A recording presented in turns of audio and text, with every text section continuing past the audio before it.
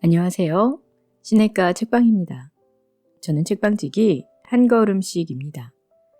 오늘은 지난 시간에 이어 마크 베터슨 목사님의 기도의 원 그리기 중에서 금식 기도에 대해서 정리해 드리도록 하겠습니다. 왜 금식 기도를 해야 할까요? 금식 기도가 주는 유익은 무엇일까요? 저자는 온갖 소음이 삶을 어지럽혀 하나님의 음성을 듣기 힘들 때마다 얼마 동안 금식을 한다고 합니다. 금식은 소음을 제거하는 특효약입니다. 내가 듣지 말아야 할 소리에 귀를 닫게 해주고 오직 하나님의 소리에만 주파수를 맞추게 해줍니다. 성령이 주시는 내면의 음성과 자기 생각을 구별하기란 매우 어려운 일입니다. 그러나 사랑하는 사람과의 관계가 그렇듯이 시간이 지나면 지날수록 그분의 음성을 더욱 또렷이 분별할 수 있게 됩니다. 나중에는 배우자나 자녀의 음성처럼 자연스럽게 그분의 음성을 들을 수 있게 되고 미묘한 억양의 차이까지도 감지해낼 수 있는 능력이 생깁니다. 사람들이 하나님과 친밀감을 느끼지 못하는 이유는 날마다 기도하는 습관이 형성되어 있지 않아서 그렇습니다. 일주일에 한 번 교회 가서 예배 드리는 것도 좋지만 그것만으로는 하나님과 가까워지기 힘듭니다. 당신의 배우자나 자녀하고 일주일에 한 번만 이야기한다면 어떨까요? 하나님은 날마다 매 순간 당신과 함께 이야기하길 원하십니다. 하나님과의 거리가 기도의 거리만큼만 떨어져 있다는 것은 오히려 좋은 소식입니다. 당신과 하나님의 최단 거리는 당신의 무릎과 바닥 간의 거리입니다. 그렇다고 무릎을 꿇거나 머리를 숙이거나 손을 모아야만 하나님이 들으신다는 얘기는 아닙니다. 기도는 눈을 감고 하는 것이라기보다 눈을 열고 하는 것입니다. 최고의 기도는 날마다 주님 뜻대로 살아가는 삶입니다. 기도를 게임으로 만들어 보세요. 실험 삼아 새로운 자세, 이를테면 걷거나 무릎을 꿇는 등의 안 해본 자세로 기도해 보세요. 실험 삼아 안 해본 형태, 이를테면 금식이나 철야나 TV와 인터넷 사용 중단 등의 형태로 기도해 보십시오. 중요한 건 무언가를 희생해서 그것을 기도로 대체한다는 것입니다. 실험 삼아 기도의 시간을 바꿔보십시오. 이를테면 이른 아침이나 밤늦게 기도해 보는 것입니다. 실험 삼아 색다른 기도 방법을 사용해 보십시오. 기도 제목을 작성하고 기도 일기를 적어 보십시오. 하나님이 당신 삶에서 새로운 일을 하시기 원한다면 당신도 예전의 것만 고집해서는 안 됩니다. 뭔가 색다른 걸 시도해 보십시오. 그러면 뭔가 색다른 일이 일어나는 걸 보게 될 것입니다. 살다 보면 기도만으로는 부족하게 느껴질 때가 있습니다. 그때는 기도와 함께 금식도 겸해야 합니다.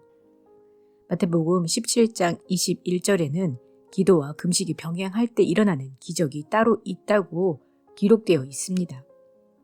우리가 이중 잠금 장치를 풀기 위해서는 기도와 금식을 모두 사용해서 기적을 풀어내야 합니다. 이 두 가지 영적 훈련은 더하기가 아니라 곱하기의 능력의 효과가 있습니다. 우리를 하나님 앞으로 더 가까이, 더 빨리 다가서게 하는 것이 금식입니다.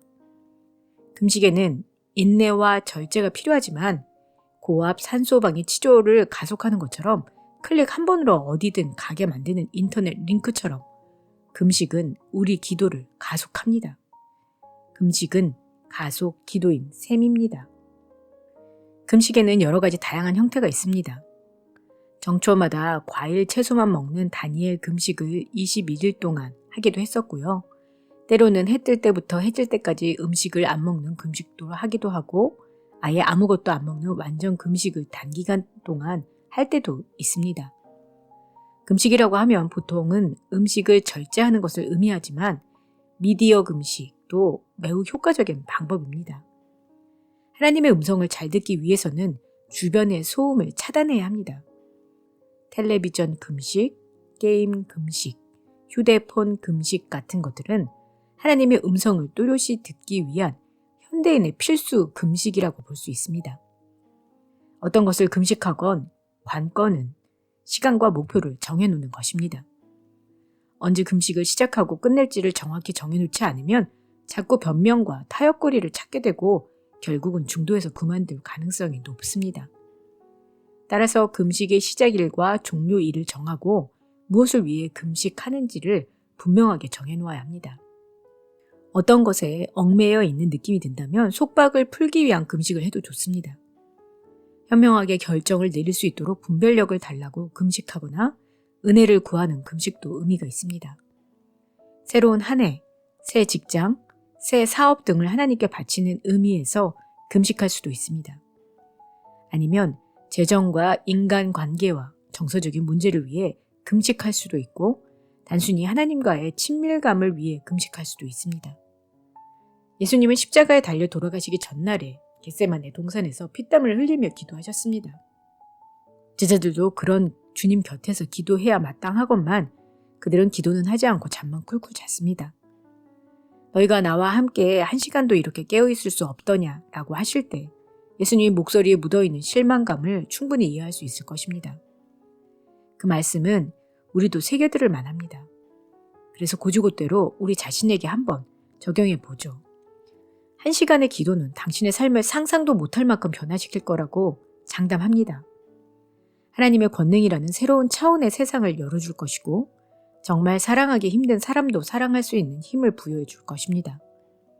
또한 최대의 난제 앞에서 올바른 선택을 할 수 있는 지혜도 허락할 것입니다. 가장 도움이 절실한 순간에 제자들은 예수님을 실망시켰습니다. 하지만 예수님만 속이 상했던 게 아니었습니다. 그들 역시 그 대가를 치러야 했습니다. 만약에 베드로가 잠을 자지 않고 열심히 기도했다면 과연 그가 예수님을 3번이나 부인했을까요? 혹시 기도를 안 했기 때문에 그런 일이 벌어진 건 아닐까요? 베드로가 기도했다면 10중 8구 부인의 유혹을 피할 수 있었으리라고 생각합니다.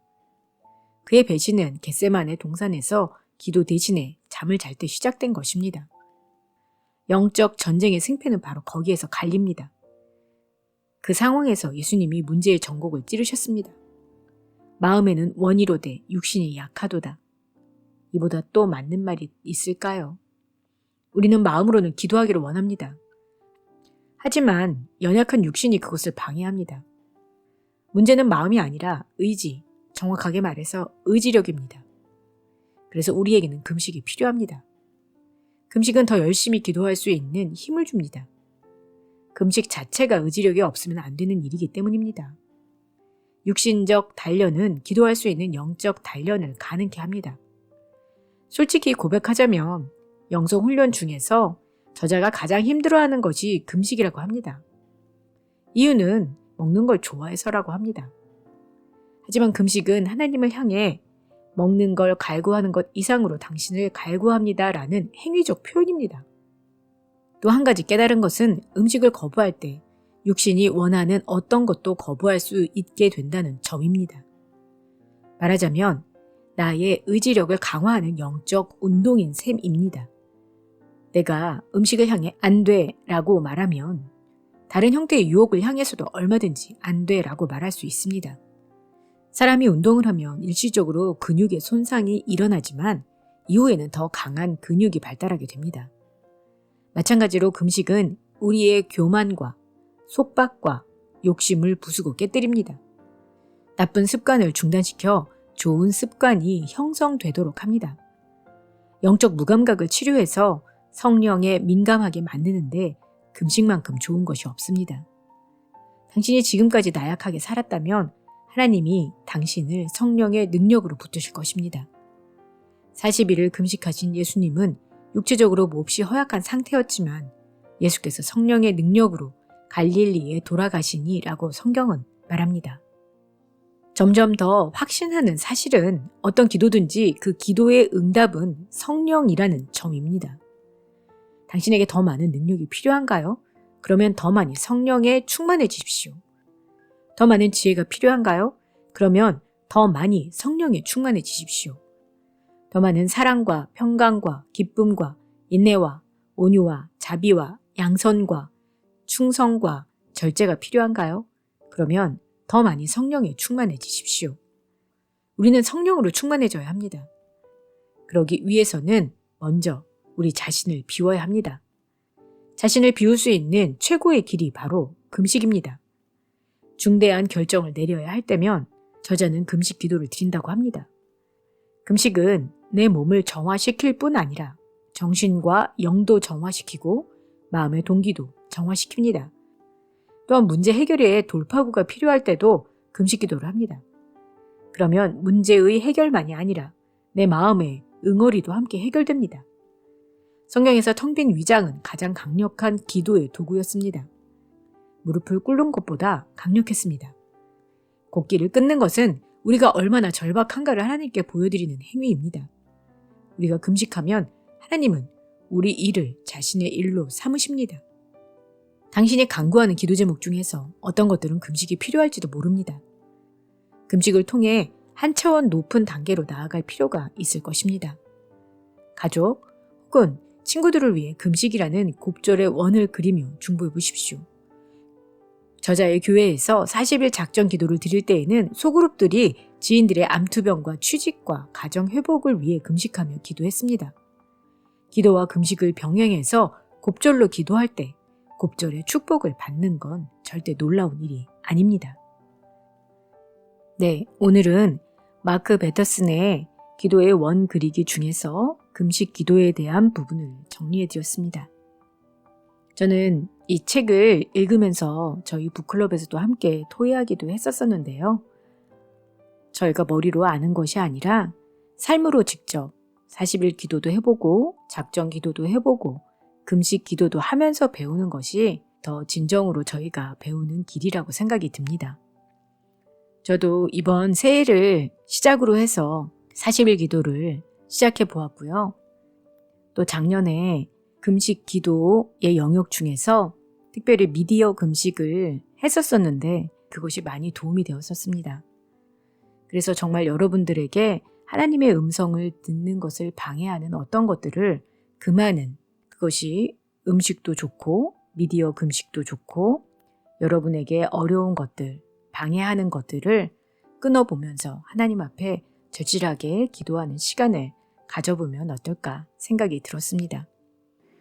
또 저는 저자가 마지막 챕터에서 말씀하셨듯이 기도에 대한 책을 몇 권을 쓰시고 기도를 계속하고 계신데도 불구하고 아직도 기도에 대해서 잘 모르겠고 기도가 어렵다면서 기도는 마치 외국어를 배우는 것과 같다고 말씀하셨습니다. 그것에 저도 많이 공감이 됐었는데요. 기도는 해도 어렵고 잘 모르겠고 맞는 것 같기도 하고 아닌 것 같기도 하는 그런 과정의 연속이라고 생각이 듭니다. 정답이 없지만 외국어를 배워나가듯이 계속해서 끊임없이 해나가며 자라나가야 하는 영역이라고 생각이 들었습니다. 여러분도 기도를 아는 것이 아니라 하면서 그분을 알아가며 내 뜻보다는 하나님의 뜻에 초점 맞춰 사는 한 해가 되시기를 소망합니다. 그럼 다음 시간에 새 책으로 돌아올게요. 안녕히 계세요.